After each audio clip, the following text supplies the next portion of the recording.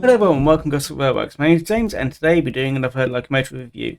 And as you can see, it's another Graham Paris loco, this one being a LMS Princess Coronation class. So I'm just going to pop that down here carefully and I'll just say the product code just to get that out of the way. It is 372-185 Princess Coronation class with running number 46236, called City of Bradford, in BR Black Early Emblem, and it's DCC 6, and that's pretty much all of the box. Inside, you'll get the usual thing of the Backman Collectors Club warranty bit of paper, which we won't read because no one reads it. And also, you get the product information sheet, which has the usual exploded diagram, which also tells you where the DCC decoder is, which is inside the tender. It's a bit fiddly trying to get it in, but well, trying to get the body off, but I'll mention that in a moment. And on the back, it just tells you running in, curves, DCC, running lubrication, and adding on all the extra bits, which are a valve guide, drain cocks, steps, and some cab doors, which are in this little bag here, which I also don't bother opening either. And yeah, that's that bit done. And we'll have a quick look at how heavy it is. I'm just going to move that carefully onto here. Fortunately, it is a rather large locomotive. I have to be very careful lifting it up. My voice is going. Down we go. It is 90.6 grams. So we'll just call that 91 grams. And that is fairly heavy. That is nearly 4 Arc 1 coaches. Pop that there. Pop that there. And yes, the LMS Princess Coronation class. This is without the streamlining, which they did remove later on. And yeah, it's a rather nicely detailed locomotive. Unfortunately, it does have things which I always dislike, which are these very fiddly way of doing the front bogies and the trailing bogies, but never mind. You can get this in other liveries. I think you can get an LMS Crimson. I'm not entirely sure. I've only seen them in BR colours and also LMS Black as well, but I think you can get it in Crimson at least. But with the BR livery, inside you do get a, you may be able to see there, make sure it's in the right way around so you can see. There you go. It does have a painted detailed cab, which is always nice to see, and also a bit detail on the tender as well. It does have all-wheel pickup, so you got, well, I say all-wheel, 6 drive wheels and also the 6 tender wheels, but these 2 cables here. It does have NEM pockets either end, which is always good. See what. Since I have got a rather plain livery, well, I can't say much about the paintwork other than it's black. But the detail which they have done with tampo printing is nicely done as well, so that's quite crisp and done. And that's also finely detailed, so I'm quite happy with that. And also the nameplate is picked out in a brassy colour, and also I think that's a separately fitted whistle there in, it might be metal, it does feel like metal, so a little bit of metal there, and I said it does feel quite weighty and a bit cumbersome to handle. It has the usual riveting detail where it should be, so it's riveting on the smoke deflectors, also number and shed code on the front, vacuum pipe, a little bit of riveting on the buffer, oval buffers as well, so it's nicely done there. Bottom is plain and you're never going to see it anyway, so it's not really any point put much detail there, apart from the I think that's for the water trough there. So even though you won't be seeing it, it is picked out on the bottom. Again, riveting said code, and I'm not too sure what that one is, but it has got a separately fitted what's it? Ladder. Can't remember the name. The coal in the tender is also it's made out of metal, so it adds weight to the tender.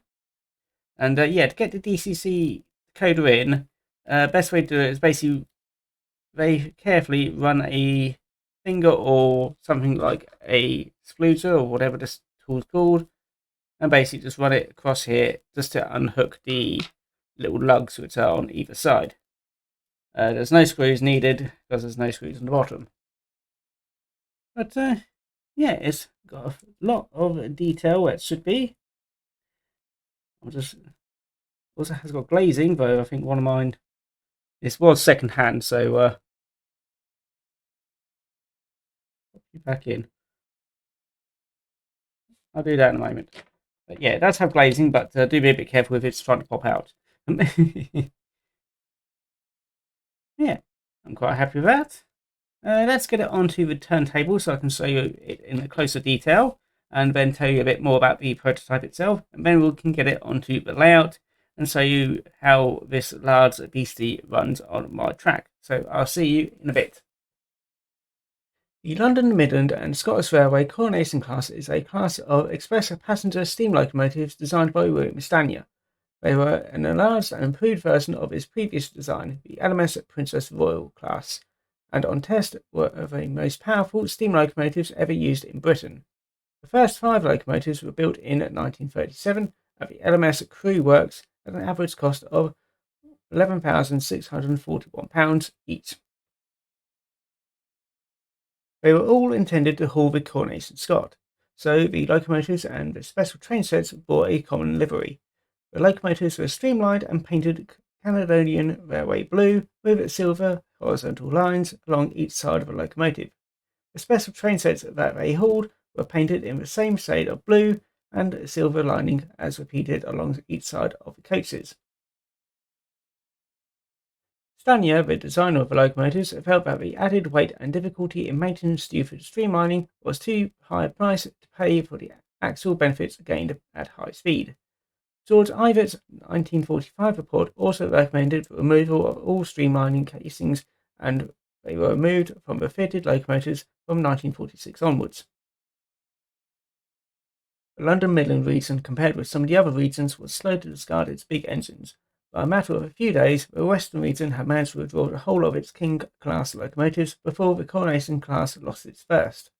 The beginning of the end occurred late in December 1962, when it was deemed uneconomical to proceed with major repairs required by the remaining locomotives. Of the 38 original members of the Coronation class, only 3 locomotives have been preserved. 2 of the 3 preserved engines have even been run on the main line in preservation. Right, here we are with my Princess Coronation class now on the layout, and yeah, I have also got my test rake set up, which I'll mention about later. But yeah, let's have a quick look at the slow speed. I do have to mention that this is under DC, so this is basically what it'd be like straight out of the box.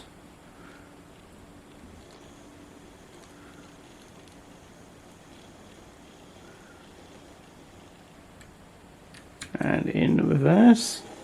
Ooh.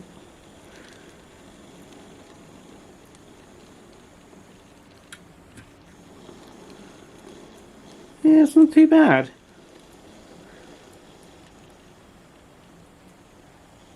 It's probably as far as it can go before stalling, so let's give it a little run round. This engine is actually a bit too big for my layout because yeah, it does tend to... Well, before I did a few changes, it did used to get caught on things.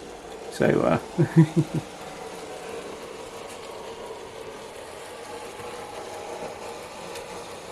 and in fact it does still get caught on one thing due to how wide it is. Because there is a little bit which is a bit too wide in my opinion. I'll just show you... Oh, never mind, it didn't do it this time. But I'll just quickly mention it. Yeah, if you see this little part of the valve gear, that does tend to, if you get anything which is a bit close, it does tend to ride up and get caught on this. And it's the only engine which has this problem. So yeah, I did specifically make these slightly further away to accommodate my Class 8. So yeah, it's slightly a bit wider, and I think it's just because, well, basically the bolts, well, I say bolts, which valves use are a bit chunky. If it was a bit more finely made, it may not happen so easily, but it's only when, say, it's like this. See, it's got a lot of free play there. So if it's like that, it'll get caught right there, but if it's something like that, it'll pass quite happily. Ooh, say quite happily. Yeah, as you can see, it's rather close. So yeah, I'm not overly keen on running this loco all that much. Anyway, as you can see, that's the slow speed, and yeah, I'm going to do a quick pause for now, just so I can get it onto the inside track, because it'll take me a little while to just get it all sorted out. It's fiddly, in my opinion, so see you in a second. Right, there we go. Yeah, it's just the way they handle the front trailing wheels and the rear trailing wheels. It's just a bit fiddly. So yeah, it's the same with all.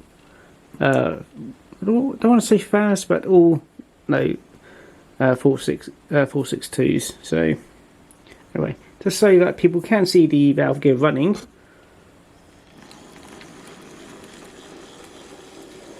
Ooh. And if my camera stays in focus, that is. Yeah, it does a very nice motion. Anyway, coupled up. And yeah, like I said, this is 91 grams roughly. So this is just over twice its own weight, because each one of these Mark 1 coaters is 25 grams. And I've got 8 of them, so that's 200 grams. So let's see how well it pulls this. It doesn't have traction tyre, which I did forget to mention. So this is purely on its weight and well, basically traction of the metal wheels themselves. And as you can see, it has no issues.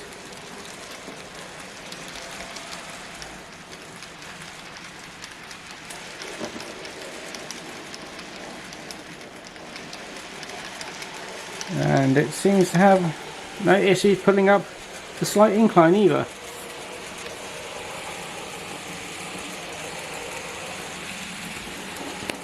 I'll let it do one more pass before I start talking about it again. Ooh.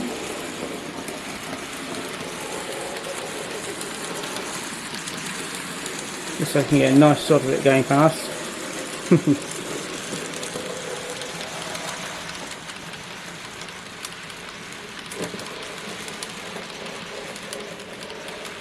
A little bit of slowdown, but I think that might just be because it's one of the coaches might be getting caught on something. I'm not sure. I'll have to have a look. But otherwise, seems to be rather happy. So I'm just going to bring it to a stop. There we go. Now then, the important question is, how much can you get one of these for? I think the average price you can find on eBay is probably between 130 and 140, something around that region. Ooh.